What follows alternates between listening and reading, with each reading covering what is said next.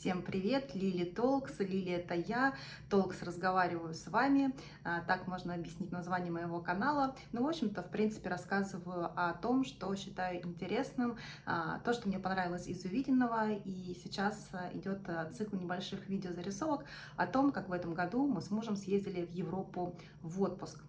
Итак, начали мы наше путешествие с Барселоны, об этом я уже рассказывала, ну и закончили мы его тоже в Барселоне.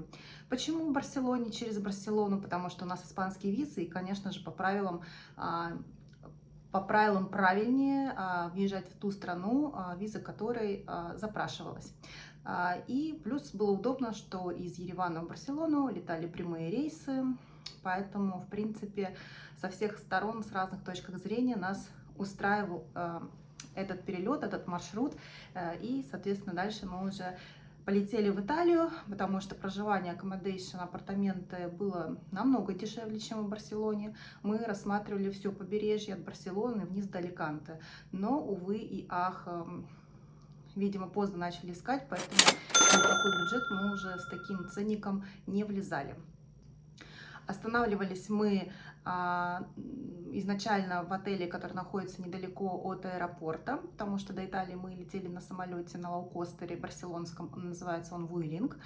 Об этом я тоже рассказывала, просто такой краткий подыток. И этот отель нам понравился именно с точки зрения локации, что недалеко от аэропорта, недорого, по-моему, порядка 20 евро, ну, то есть это какой-то минимальный порог, 20 или 23 евро, я не помню. И, собственно говоря, нам этот вариант понравился, и мы решили на обратном пути тоже остановиться именно в этом отельчике.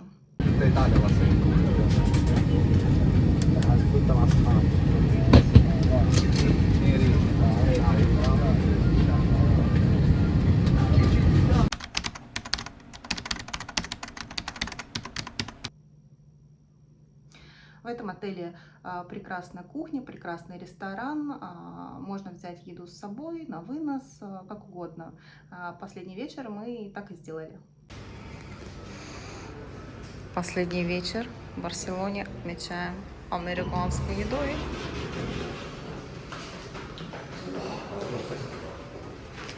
Бургером. Наша таштвить. Поехали! Такой довольный. Такие цены, ребята, здесь. Вот оленина еду. Нормальная, обычная цена. Ничего такого сверхъестественного. Идем в номер. Наш номер в самом конце. А это очень хорошо. Чем дальше от лифта, тем лучше. Если дают номер у лифта, я всегда спускаюсь обратно вниз на ресепшн и говорю, что рядом с лифтом я жить не могу. У меня чувствительный сон. Бла-бла-бла. Ой, слышите, да? Нет, наверное, вы не слышите, как кричат. Реально кричат.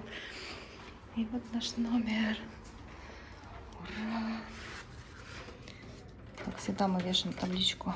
Уборка нам не нужна, чтобы никто не ковырялся в том, что у нас уже разложено.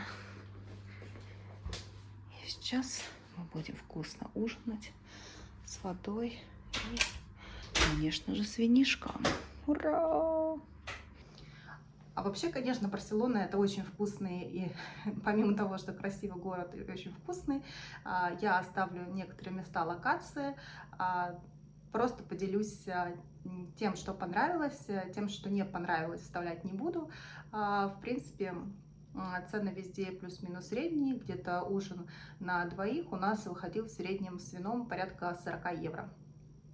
Мы опять по ребрышкам, только в другом месте, который так и называется, ребрышки.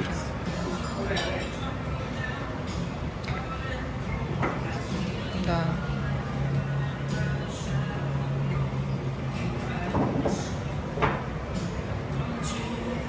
По телеку корриду, что ли, показывают. Вернулись мы в наше все-таки самое любимое заведение здесь, Fox. Нет, не Фокс, а Фостерс. Все, жара меня добила окончательно. И смотрите, взяли бургер с медиум прожаркой. И она прям реально медиум. Так что Фостерс вот реально рулит. Ребята, бутылочка вина 8,95 в ресторане. Вина нет в меню, есть просто, ну, надо спросить. Вот. Ну, как будто бы да. Я крылья заточила, было очень вкусно. Рекомендуешь. Ой, какая же это вкуснятина. Особенно вот этот хлеб, намазанный томатами, из которого прям маслица вытекает. Отсюда тоже маслица вытекает. Стекает прям по подбородку.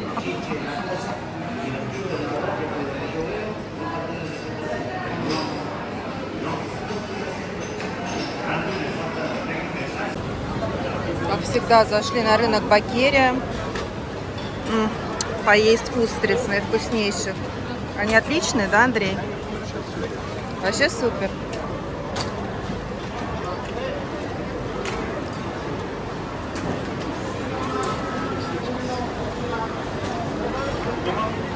Так, надо возвращаться к устрицам, а то сейчас все исчезнет.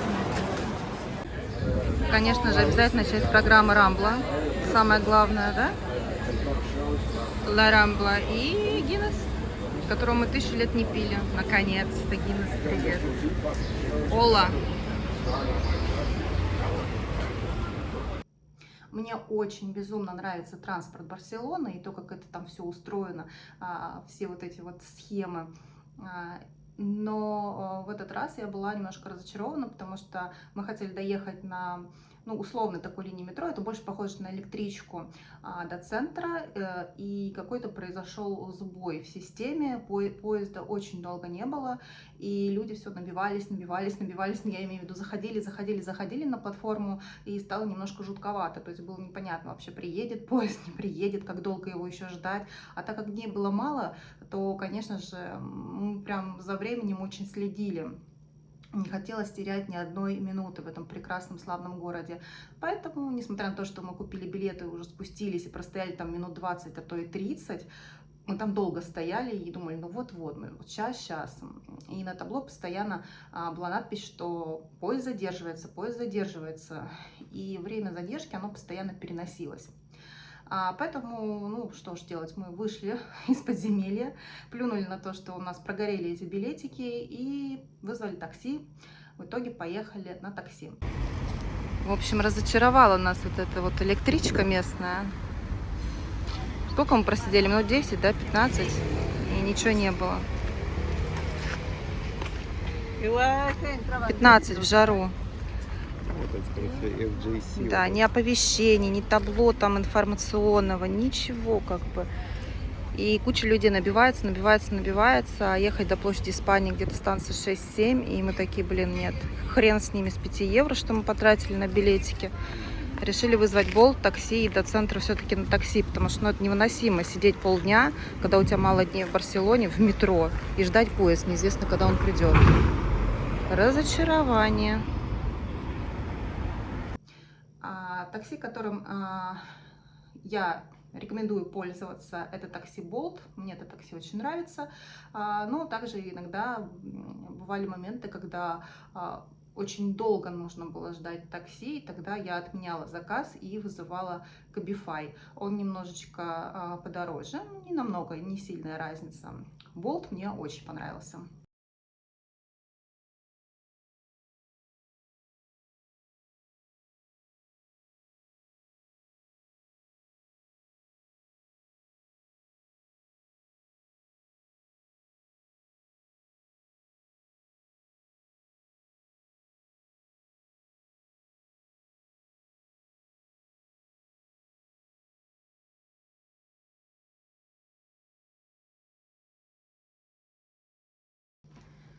Ну и, конечно, лучше один раз увидеть, чем 100 раз услышать, поэтому долго я про Барселону рассказывать не буду. Оставлю здесь некоторые видеофрагменты нашей прогулки по набережной и по городу.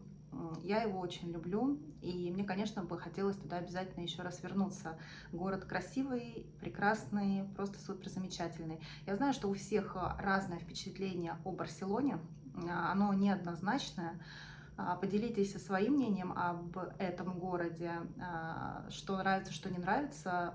Читала очень много негатива, знаю, что кому-то прям вообще не заходит. У меня есть одна подруга, которая сказала, что ей вот вообще как бы Барселона не понравилась. Мне Барселона нравится. У меня особо трепетное к ней отношение, чувство, любовь, симпатия, ну, именно к городу.